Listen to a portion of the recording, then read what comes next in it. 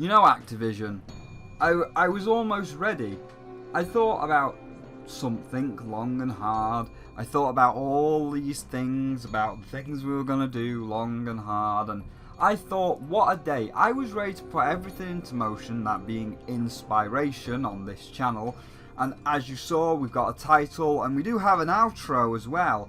And the first episode was going to be talking about diversity in content and how we draw inspiration from each other and we twist it into our own thing and show parallels, like between, obviously if you can't tell by the intro, me and Jim Sterling, and how we are the same but we are different, and how this show is going to be the same but different, and things like how pretty much all of us started off as angry video game nerd clones. Like JonTron, for example, has openly admitted that he basically tried to be the next angry video game nerd, and then he evolved and twisted that idea into his own thing. And it was going to be like that because not only JonTron, but myself and even Jim Sterling and a lot of us that do video game reviews have James Rolfe himself to thank for that. James Rolfe did inspire a lot of the video game community, and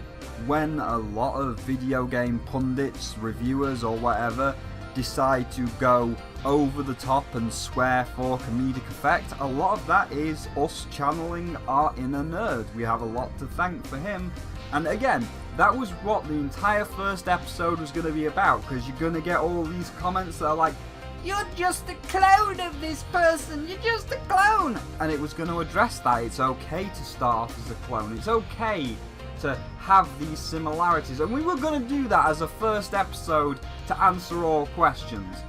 But we can't do that anymore. We can't do that anymore, can we, Activision? Can we? Because, no.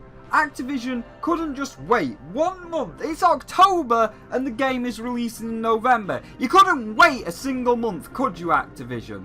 Because, as I say, all this, these visuals that you're seeing right now, it's not supposed to be this. It was going to be animated in Source Filmmaker. You see, that's a difference we were going to talk about. This is Jim, that's live action. This is me, this is Source Filmmaker. We were going to talk about these differences, and I had the 3D model in Source Filmmaker, but we have to stop that right now because this happens. And so, good job, Activision. That's two things you have ruined with the greatest dragon in gaming, you stupid little bastards. So, this one, let's consider this episode 0. So we're gonna have this, and it's not gonna be as professional as I'd like. It's not gonna have all the correct visuals. It's just kind of saying, stop it, like my Discord should stop it, because I've just been asked an important question about this. Yes, I know, they're now ringing me to tell you this thing has happened. And I will answer that, and I will keep it going, because that's how these little intro bits are supposed to go. But yes, they cancelled, they cease and desisted Mythmakers, and we're gonna have to get into that right now. So let's go! So around last year, the Crash HD Remaster, the Insane Trilogy, come out. And aside from some completely fucked vehicle controls, and some relics that clearly nobody had tested, and no one in their right mind could have looked at that and said, yep, that's perfectly fine, even for a fucking gold, and they were just so bad that they ruined Crash 1 and 2 to a degree. You know which level I'm talking about, or multiples. I'm gonna plug the PlayStation 4 headset in so we can hear the end of this, and you can hear how fucking annoyed or frustrated I am that OBS didn't fucking save it and there's no way of getting it back. Thank you all for watching. Well, at least future Spyro will be in a more relaxed state, so he can commentate a little bit better, even though you missed out on the fucking rage. Because, I mean, you can see the timer on that fucking bridge to nowhere bollocks, so yeah. I didn't have a good time. I had a shit time. I know you would have all liked to have heard that, but that's a technical fault. Oh well. Exactly. But aside from those two minor nitpicks, overall it was good. It was very well received. Now, I was still stuck in the Skylands at the time, and you all know how this story ends. About a year after its development, after it's been on the PlayStation and the Xbox, everybody's liking it, they announced the Nintendo Switch port. And on their Twitter, they said they had a really big game-changing announcement during a Crash Bandicoot stream. Crash 3? Oh no, could it be? I mean, you all know what happens when you enter the demo code on Crash 3. It's gotta be that, right? And they did the Crash stream, and it was just some COD shit. And then their particular personal Twitch was reported for clickbaiting, which it was, as all the way through the stream they hinted at Spyro, and at the very last minute when everybody saw them on the Crash Bandicoot 3 start screen ready to enter a code, it wasn't, it was just COD. They literally just sat on the menu screen chatting shit about COD and then ended the stream. And I'm happy that I'm going on vacation tomorrow. You know what? I'm happy. I'm happy that tomorrow let's look at Twitch chat. Let's take a look at Twitch chat. Reported, quick unfollow, what a disappointment, worst stream, fire this guy, nothing was said, unfollow, Trump, why are we, oh.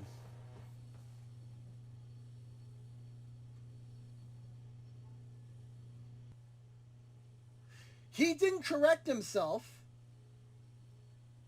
He did not correct himself when he said a big announcement. That's it. If the announcement came out on Tuesday or Monday or Tuesday it came out, he had minimum 5 to 3 days to turn around and say, hey guys, time out. I see what you guys are talking about. What I said had nothing to do with that. Would have deflated the whole situation. Everyone would have calmed down, and everyone would have been like, okay, whatever. No. He did not correct himself. He did not turn to correct himself. He left it so that he knew, well, if I, say nothing, hey, I'll just say, whatever. Are you serious?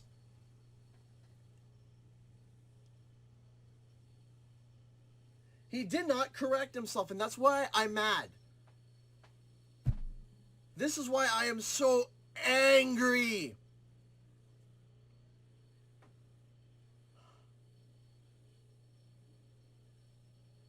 That's it. That's all he did. That's all he did. He did it to collect the views. That's it. That's it. yeah, nobody was happy and it got reported for clickbaiting.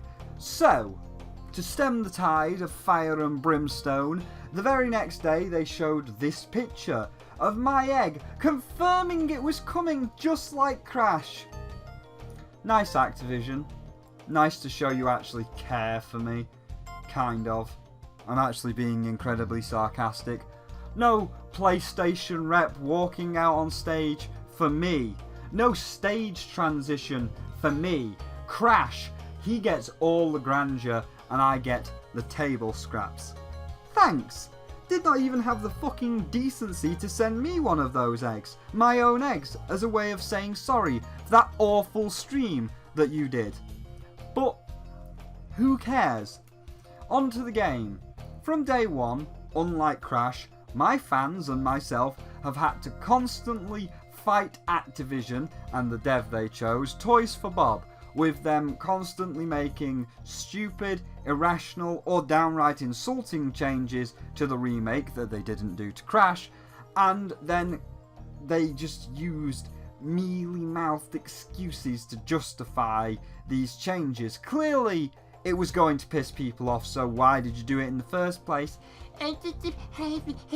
That's not an excuse. The most famous of these was, of course, the Splatoon weapons, with all the guns, cannons, grenades and other firearms being turned into paint guns, shooting blobs of goop that stayed on the floor to say that part of the floor had been painted. this fucking Splatoon. Met with backlash, they again give a snivelling excuse of, why someone please think of the children? We can't have guns in a game for children excuse, which was destroyed, and yes, if you're wondering, I am going to destroy it right now again, just to rub it into Activision's face that it was a stupid fucking idea that you should have never done. This is Crash Bandicoot, the one that Activision likes more. And this is a kids rating. And this is a boss in a kids rated game holding a realistic depiction of a drum gun or Tommy gun that is shooting a realistic bullet. But hold on a minute, this is a children's game. How come Pinstripe gets a gun, a realistic gun that is shooting realistic bullets, and I don't? And of course this is also broken by the other stuff in the game that, if you really overanalyzed it like I'm about to do, makes the argument feel invalid. Because you know I breathe fire, right? Like, when I breathe fire on an enemy, they are alive. I am burning them alive. The enemy is screaming in pain as they feel their blood boil and their flesh melt from their bones. How come you haven't censored that, eh, Bobby? Was that image fine, Bobby? That graphic image completely okay, Bobby? Or maybe let's take Town Square. Remember that bull and that matador? Well, I myself am like a bull. I also have sharp horns, and if I hit someone, that point of my horn goes right through their body, piercing their internal organs as they breathe their last as I gore them. But again, I see the charging is still uncensored. Or let's give it to the enemy side for once, because it's not all about me. I mean, it kind of is, but let's give it to the enemy side for once. This guy in the Dark Hollow, you see this? This is a sword. That's him swinging a folded steel sword. And, you know, it's a steel blade that can cut, that can cleave flesh from bone. That's a weapon. That's not censored. So why are we doing this to the guns?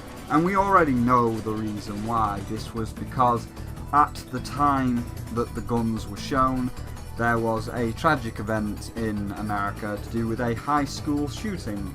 And, you know, that really sucks. It really does. But I have to say, I'm sorry, Activision. That is political. That is to do with how the kid got the gun laws, gun control, all that shit. Politics should never try and worm their way into your game for kids.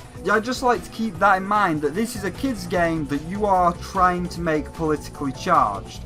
That's the first point. The second point is it's also irrelevant because most of these kids are going to be around the age of 7 and they're not going to watch the news, they're not going to care about this high school shooting because, again, kids don't know what guns really are and they haven't been educated on war and what a bullet can really do and the concepts of death, like actual fucking death. And anybody that isn't 7 is going to be older fans of my games, the ones that played it way back in the day.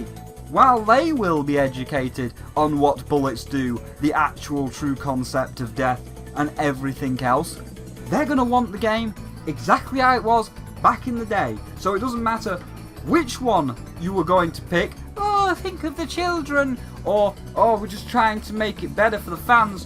Both fail. The only reason you changed the guns was to try and make it political by your own accord. Anyway, as you could no doubt tell from the tone of my voice, there was backlash, and since then no weapon has ever been shown again. Either they fixed them or they're hiding it till release day to reduce the backlash, and heaven help you if they are still there on release day. So there's my fury, bitterness, the heart that's lonely cold.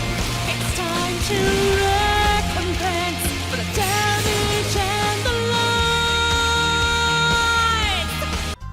But, regardless, every time the Soul Collector and Toys Made Bad came around, Me and my fans were quick to call them out, give them a good slap to make sure that any changes they wanted to make were good, so that the game could be as good as it's ever going to be.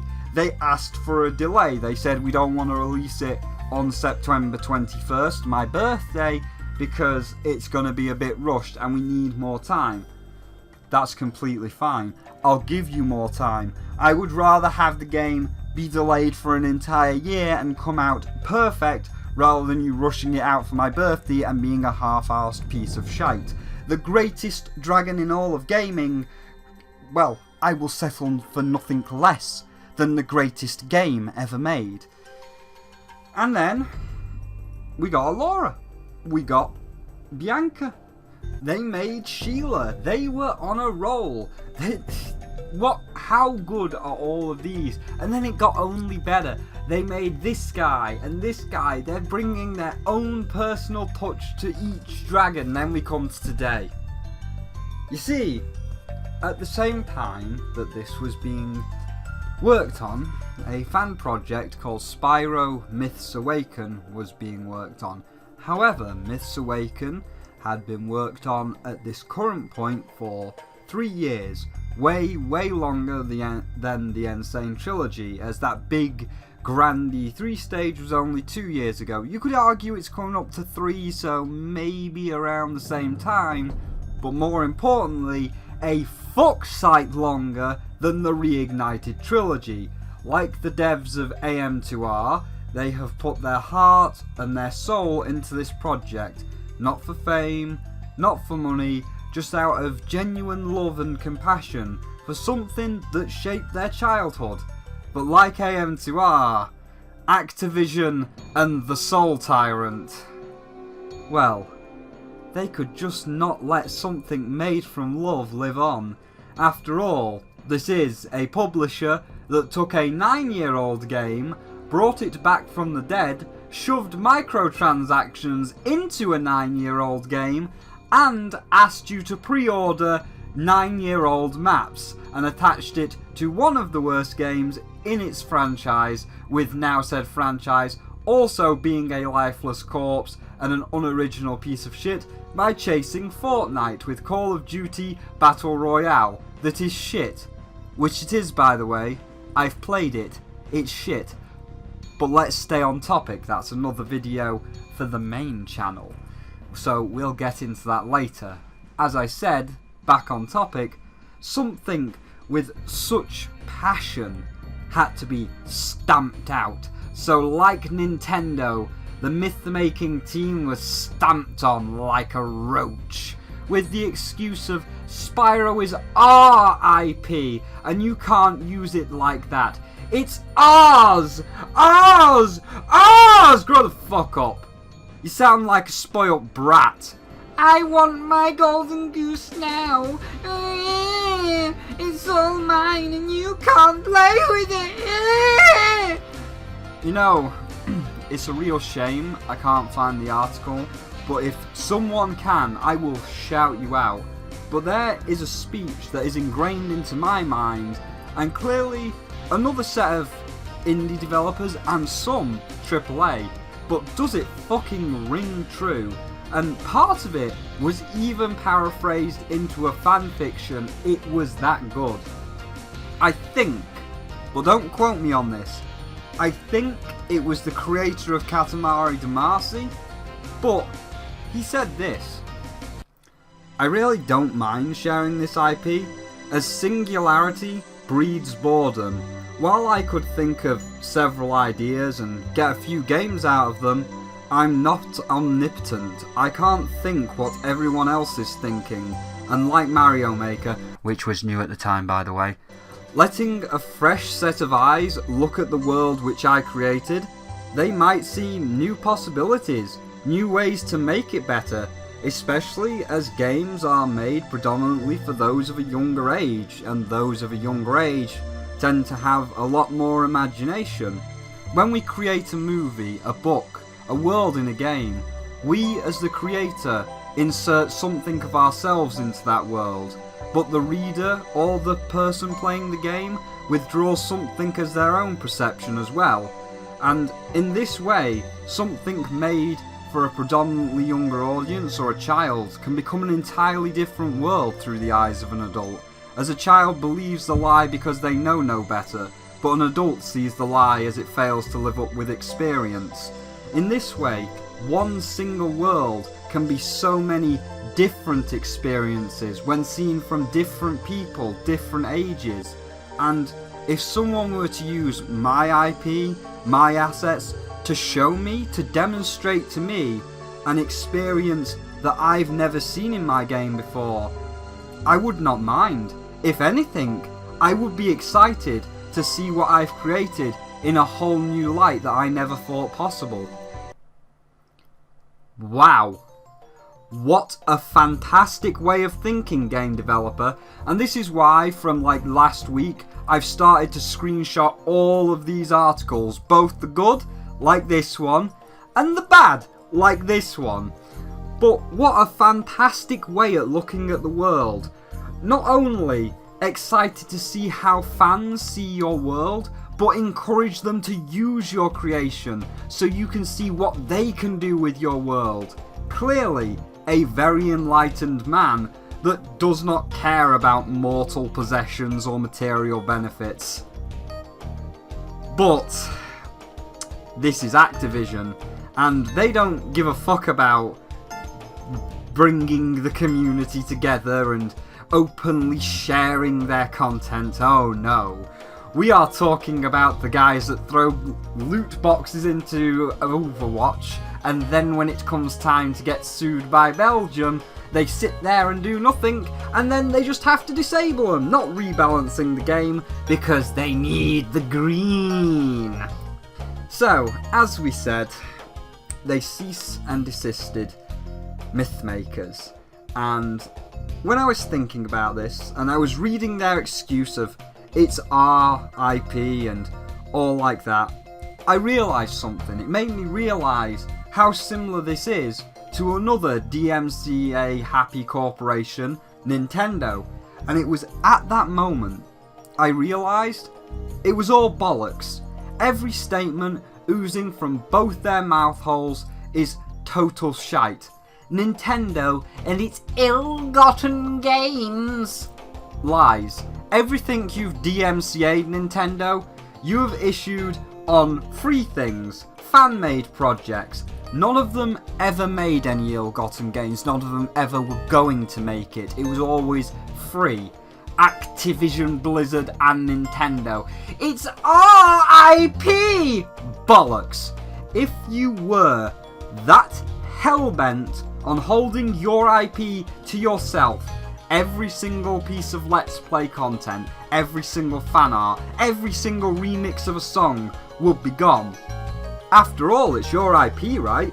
People are using your footage, your music, your characters in their art.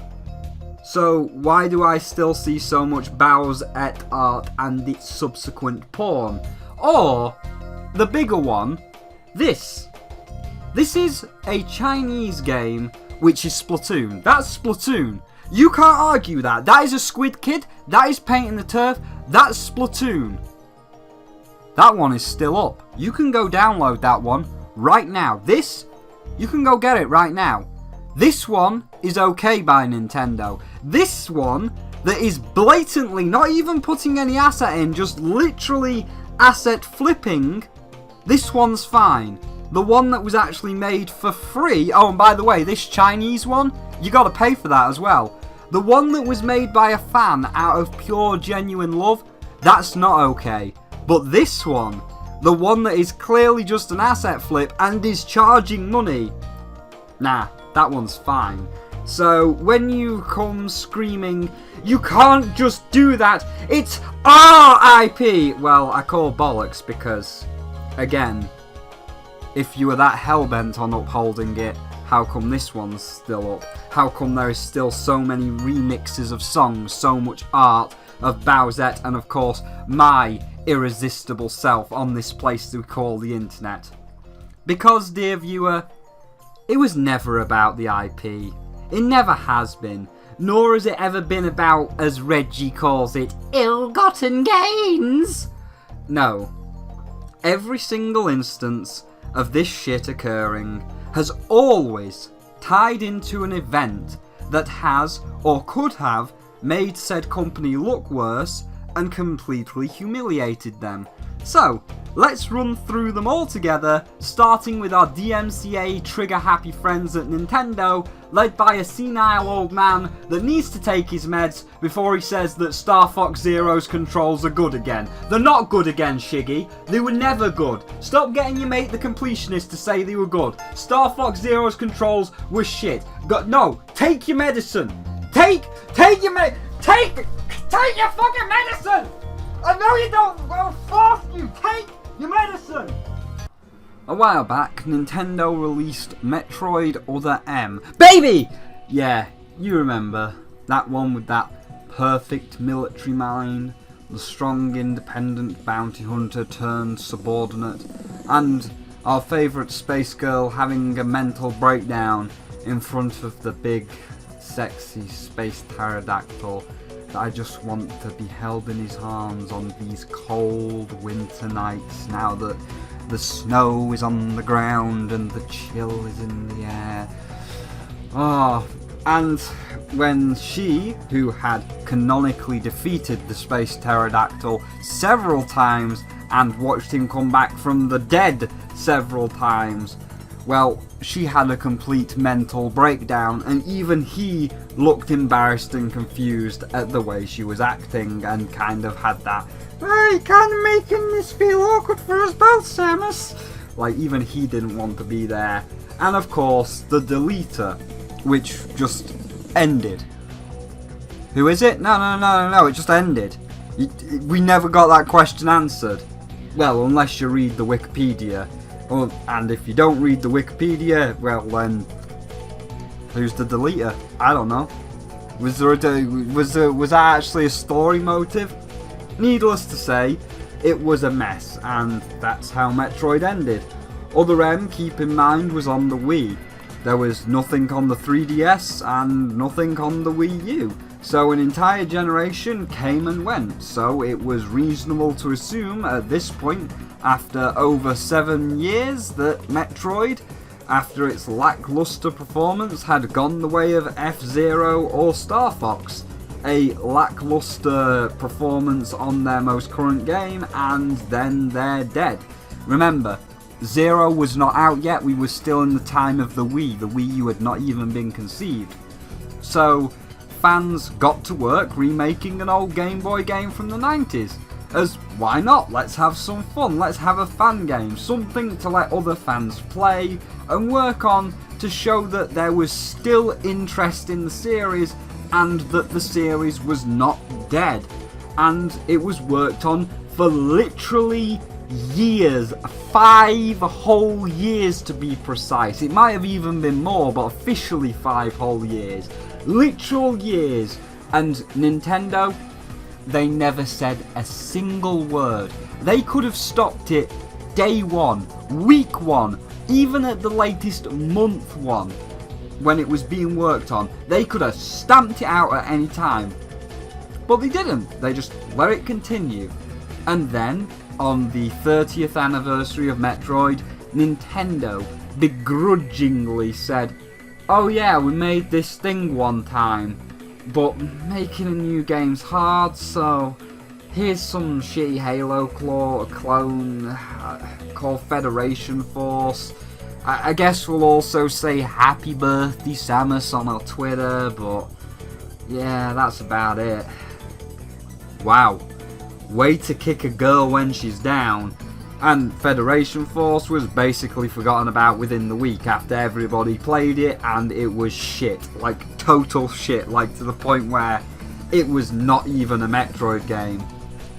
But after that 1 week, AM2R came out, and it came out to critical and fan applause. 10s across the board. All that compassion, dedication, purely for the love of the series, purely to remake something from their childhood in this brand new way, so it's not just this crappy black and white Game Boy game, it's a proper full port. All of it paid off. Everyone called it the true 30th anniversary game, and it was way more of a 30th anniversary game than Federation Force would ever be. And AM2R was clearly made with love rather than some corporate made shit, and it was more deserving of the 30th anniversary title, and everybody took it as the 30th anniversary title. They would rather see a game made with love and compassion take that title than Federation Force that was literally made just to have 30th anniversary Metroid slapped on the box. Nintendo was left humiliated that a small team had completely and utterly destroyed their amateur hour shite, at least in terms of downloads on the eShop. Nintendo then cease and desisted AM2R. Not because, oh, I don't know, you were actually scared for your intellectual property and what could happen if it was in the wrong hands. No, they did it because they'd seen what the fans had said, how they'd literally taken the piss out of Federation Force, and how AM2R had completely humiliated them. And they could have been humble, they could have accepted their defeat, or at the very least even acknowledged what a fantastic job they did. Maybe even considered hiring them, you know, because they are clearly very talented and would work well in a company like yours, Nintendo. They would work well. They put the dedication in because it's something they're passionate about. They wanted to show how good of game makers they were, and if by happenstance, they weren't expecting it, but if by a bonus you said, come to me, talk to me, let's hire you, that would have just been the cherry on top of the cake. But no, they were just stamped out and shown the door with not even as much as a pat on the back or a cup of tea to talk about potential work. Now, many argued, as I just did and will again, that you could have stamped it out day one, you could have stamped it out week one. At any point, you knew it was being made, because like anything that happens in this industry with these big companies, they know it's being made. You could have stamped it out the very second you saw it. So why did you let it continue? You never answered that. Nintendo never answered this question. Again, people said you could have stamped it out at any time. You clearly let it go through to the end. You clearly let it be distributed on the internet. You could have stopped it at any time. Why didn't you? Nintendo, we're waiting for an answer. Why didn't you stop it at any time? Okay, we'll take your silence as you don't have an answer. And this continued. However, unlike letting AM2R be released after the fact, Nintendo was sure to never allow this mistake to happen again. With Ultra Sun and Ultra Moon came the fan-created project Pokemon Uranium. Again, worked on for years, could have been stamped out at any point, but it got to its finishing point. It was pretty much done. And Uranium was DMCA'd before Ultra Sun and Ultra Moon released. Why before, Nintendo? Could it be that mayhaps you're scared? Do you have so little confidence in your big 1,000-man team that you're running scared of a 10-man fan creation? It makes it look like Ultra Moon is going to be pretty shit compared to regular Moon, if this is what you're doing. I mean, surely, as a big company, you must have more faith in all these 1,000 people. Isn't that why you hired them? So why are you doing it right before? Again, you could have stamped it out at any point. Why are you doing it right before the game comes out? Have you mayhaps seen something that you enjoyed in that fan game? Have you seen something in Uranium that far exceeds something in Ultra Moon, and you have to stop it so that people don't see that before they see Ultra Moon. Same for the ROM sites. The ROM sites were providing a good free service, then they were quashed with the excuse of ill-gotten gains. Was it really, Shiggy? Was it really? Or was it because your Switch Online service was coming out 1 week later and you did not have faith in it? As from current history with these takedowns, it seems you don't go for everything. Again, there is still hundreds of bootleg Mario games, hundreds of bootleg Zelda games, Senpai Go, the bootleg Splatoon game. They're all still up on the Android App Store, still all up on the Apple App Store, they're still running amok. So, I don't think it's about ill-gotten gains, because you don't seem to go for everything, even though all these bootlegs are clearly charging and clearly making actual real ill-gotten gains. All of the little fan sites like AM2R or ROM sites that are providing a free service out of a love for distributing ROMs, because you know you won't put them on your system. You go for those, you go for the things that are going to impede you, and this comes down to the ROM site. It was stamped out, and now that we have seen the Switch's online service, it only kind of confirms it. The service is shit. You had no passion for this service. At the very start, at least, you didn't have any cloud backup, and the second someone cancelled, their backup data was erased instantly. You don't have any dedicated servers, and your NES ROM thing is incredibly laggy. It might be fixed now, but it still stands that you had no passion for any of this service, but especially no passion for the NES part of it. You just slapped the exact same emulator in there that was in the NES Classic, and it was hacked within hours, not days, hours of the service going live, showing it was just a lazy port with no passion, and Emu Paradise had more passion, more time and care than you ever could. All of these situations, by the way, were met with overwhelming backlash. I mean, if you have not seen a single video bashing Nintendo's online Switch service, then what rock are you living under? And for every backlash was the exact same excuse, over and over, repeated. We had to do this because we're making one. We had to take down AM2R because we're making Metroid 2 Remake. You weren't. You only announced that after the backlash. You had a whole month of backlash after cease and desisting AM2R. There was an entire month of backlash, and then at E3 you said another Metroid 2 Remake for 3DS. We had to take down Pixelmon because we're making our own Minecraft looking Pokemon game. Again, that is bollocks. If you can't sit there, Nintendo, and tell me that you were honestly looking at Minecraft and saying we're making a blocky Pokemon game. Never in your head from like day one did you say, yes, we are going to make a Minecraft Pixelmon official game. You only did it because, once again, Pixelmon was a very popular mod, and when it was taken down, there was huge backlash, and the we are making one only came after the backlash. We had to take down Emu Paradise because we have our own service coming out.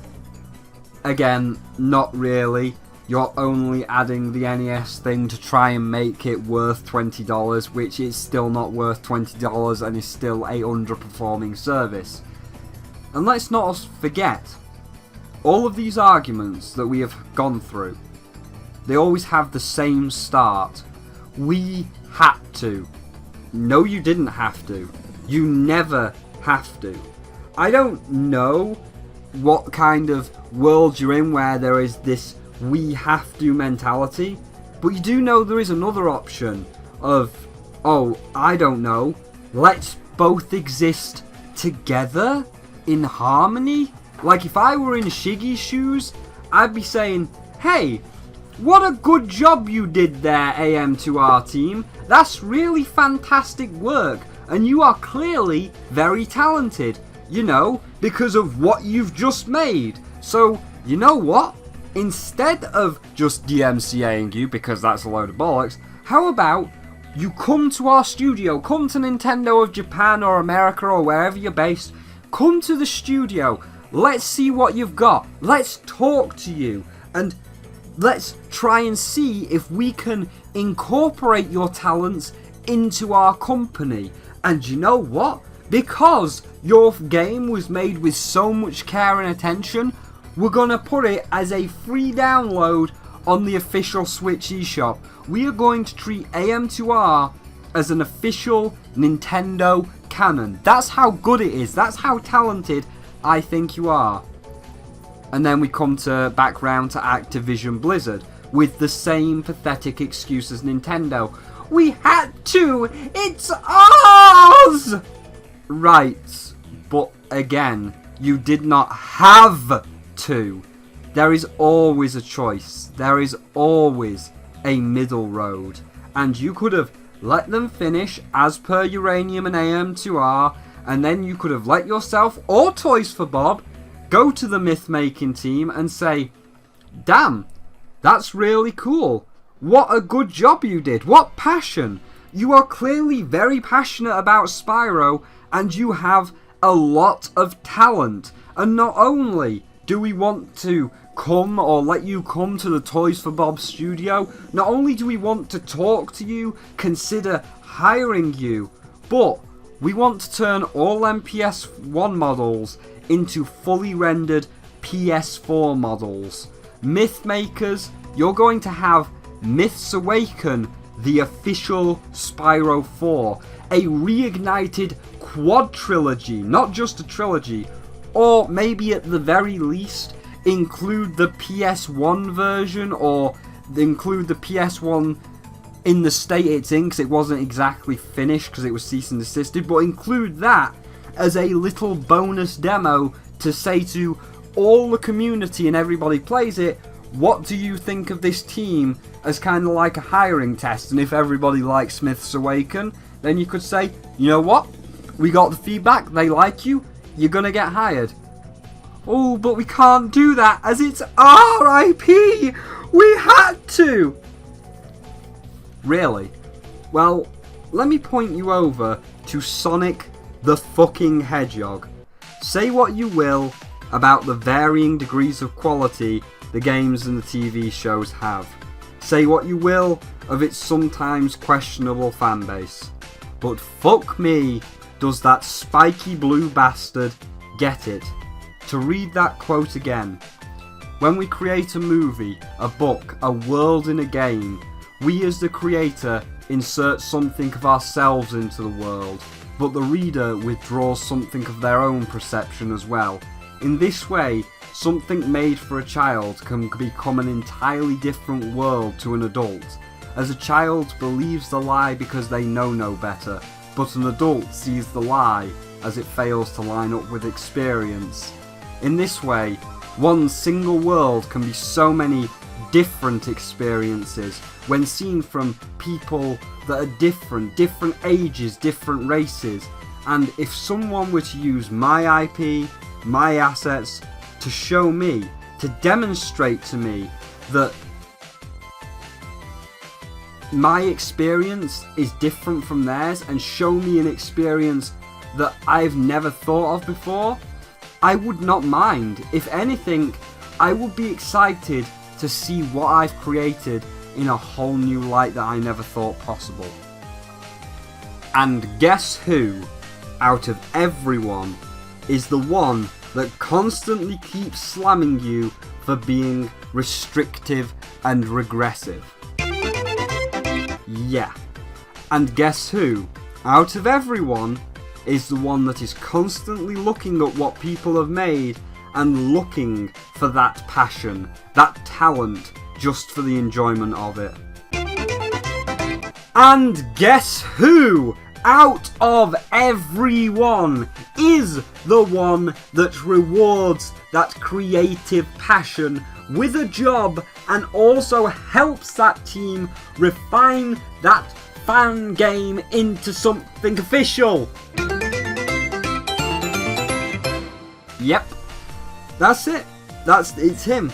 And now that game is one of the most revered Sonic games of all time. As remember, Sonic Mania was a fan-made project. It started as a fan-made idea before Sonic said, "Yeah, that's cool! Let's grab a chili dog and discuss further career prospects." And now, anytime I see a cease and desist on a fan game that is very well put together, clearly with a lot of love and passion put into it, and I hear the "we had to" excuse, I'm going to take that, Nintendo, Activision, other AAA companies. Not that you had to, but more, you're just scared. You're afraid that people with true passion recreating their childhood might just have something better than you. After all, again, you can stop them at any time. You can stop them on day one. So why don't you? It's only ever when you see it in its finished state that you're like, "Ooh, can't handle this." Why could you not handle it, Activision? Is there something about the Reignited trilogy you're not telling? Something lacking? Something lesser? That if people played Myths Awaken, well, to quote it again, they might just see your lie as it fails to live up to experience? And there we go. Not a bad 0th episode. Would have been better if Activision could have just kept it in their pants 1 week. You had to do it for 1 more week. It's November, Activision. It's November. You literally had to do it for less than, we are talking no longer weeks but days. 12 days. I guess that's 1 week and a few days, but still, you are on days. You just had to keep it in your pants for 2 weeks and you couldn't do that. You couldn't just let me finish everything up to look nice. You had to be like, "Oh, we got a DMCA Myths Awaken because we had to." You didn't have to. There's always a choice. There is always a choice. So yeah, there's a couple of things that might feel a bit rushed, like I haven't got the backgrounds all sorted yet, and I actually had to rush to try and find the outro as well because I'd lost the outro for a brief second there. So yeah, you're rushing me, Activision, and we had to do this because it's time gated, because if we didn't do this now, then, oh well, it doesn't matter because the Reignited trilogy's already out. Well, it still does matter. It still does matter because Activision's doing something scummy. So yeah, and obviously you'll have all your comments. You'll be saying, "Oh, but Jim Clone and stuff." Well, that's what the first episode's for. And again, I'd like to discuss all that. I would have liked to have had that as the big grand one, and it is still going to be the big grand one. Consider this a taster, a little appetizer before the main course. You can't just jump right in with that 12-ounce sirloin steak, cooked medium to well done to perfection, drizzled in the finest aromatic gravy with a side of potatoes and herbal mint. That's too big for you. You've got to start off with the onion rings or the soup or a little appetizer, and that's what this is. It's a long one, but it kind of gives you an idea. Consider it the appetizer. And as I said, there's going to be a lot of differences. There's going to be full animation on Source Filmmaker, maybe not in the first episode now, because there's no way I'm going to get that done before the Reignited trilogy. Thanks, Activision. But there's going to be a lot of differences. I mean, what are you thinking? Are you thinking that I'm going to have the same outro? You're crazy. So, for now, sit back, enjoy this, and I will be back, hopefully, on the day of the Reignited trilogy, where we'll also reignite this for the first actual official episode.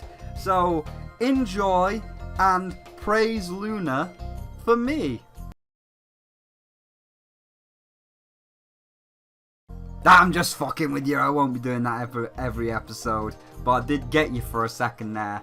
Anyway, I will see all of you in the grand opening on about November 16th if I can get it done in time, because Activision just had to do this and make me make this episode rather than just waiting for 2 weeks. See you next time.